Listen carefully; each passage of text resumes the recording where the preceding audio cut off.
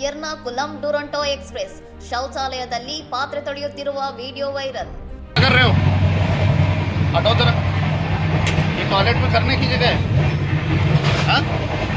Mumbai Ernakulam Duronto express ರೈಲಿನಲ್ಲಿ IRCTC ಸಿಬ್ಬಂದಿಯೊಬ್ಬರು ರೈಲಿನ ಶೌಚಾಲಯದೊಳಗೆ ಅಡುಗೆಗೆ ಬಳಸುವ ಪಾತ್ರೆಗಳನ್ನು ತೊಳೆಯುತ್ತಿರುವ ವಿಡಿಯೋ ಸಾಮಾಜಿಕ ಜಾಲತಾಣಗಳಲ್ಲಿ ಭಾರೀ ವೈರಲ್ ಆಗಿದೆ।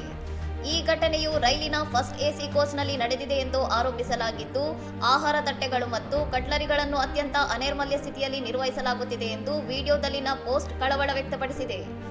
ವಿಡಿಯೋದಲ್ಲಿ ಪ್ರಯಾಣಿಕರೊಬ್ಬರು ಸಿಬ್ಬಂದಿಯನ್ನು ಪ್ರಶ್ನಿಸಿದಾಗ ಅವರು ಸೂಕ್ತ ಉತ್ತರ ನೀಡದೆ ಅಸಹಾಯಕತೆ ವ್ಯಕ್ತಪಡಿಸಿದ್ದು, ಈ ದೃಶ್ಯವು ಸಾರ್ವಜನಿಕರ ಆಕ್ರೋಶಕ್ಕೆ ಕಾರಣವಾಗಿದೆ। ಈ ಗಂಭೀರ ವಿಚಾರವನ್ನು ಗಂಭೀರವಾಗಿ ಪರಿಗಣಿಸಿದ ಭಾರತೀಯ ಆಹಾರ ಸುರಕ್ಷತೆ ಮತ್ತು ಗುಣಮಟ್ಟ ಪ್ರಾಧಿಕಾರವು ಆಪಾದಿತ ಘಟನೆಯ ಬಗ್ಗೆ ವಾಸ್ತವಿಕ ವಿವರಣೆ ಕೋರಿ ಐಆರ್‌ಸಿಟಿಸಿಗೆ ಅಧಿಕೃತ ನೋಟಿಸ್ ಜಾರಿ ಮಾಡಿದೆ।